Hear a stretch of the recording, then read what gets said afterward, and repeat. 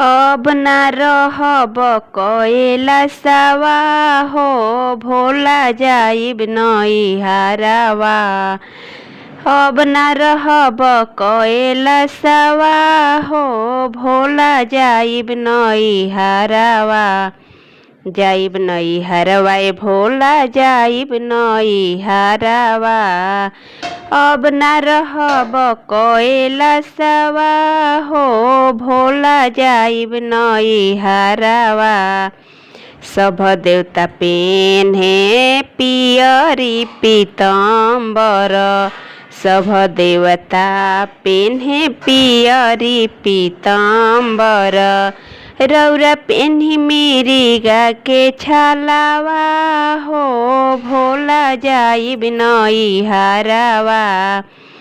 अरे बदलल जुगवा जबानावा हो भोला जाइब नैहरवा। सब देवता खाले फूलावा फलावा मिठैया। सब देवता खाले फलावा मिठैया। अरे रौरा खाई भंगिया के गोलावा हो भोला जाइब नैहरवा।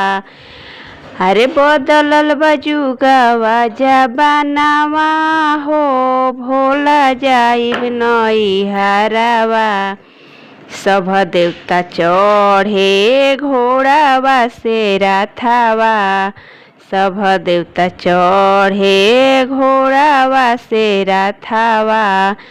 अरे रौरा चढ़ी बसहा बैलावा हो भोला जाइब नैहरवा। अरे बदलल जुगवा जबानावा हो भोला जाइब नैहरवा। सब कोई पेन्हेला सोनावा से चंदिया। सब कोई पेन्हेला सोनावा से चंदिया। अरे हम पेन्ही फूलावा के हरवा हो भोला जाइब नैहरवा। हम ना रहब कैलासवा हो भोला जाइब नैहरवा। हम ना रहब कैलासवा हो भोला जाइब नैहरवा। अगर मेरा गीत आपको पसंद आए तो लाइक, सब्सक्राइब और शेयर जरूर करिएगा।